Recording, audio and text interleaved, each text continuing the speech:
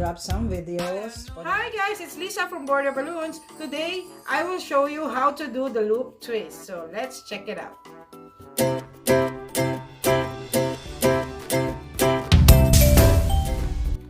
How to make a loop twist. Make a bubble of any length. Hold with these fingers.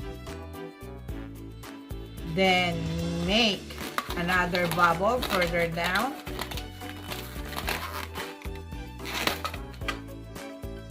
Fold in half.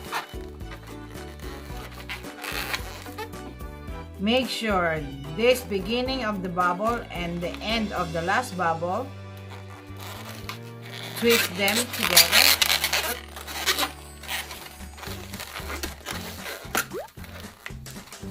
And this is the loop twist.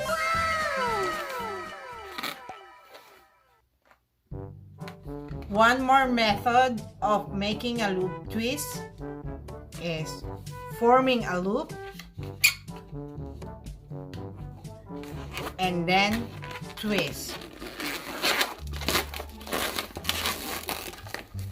And that makes a loop twist.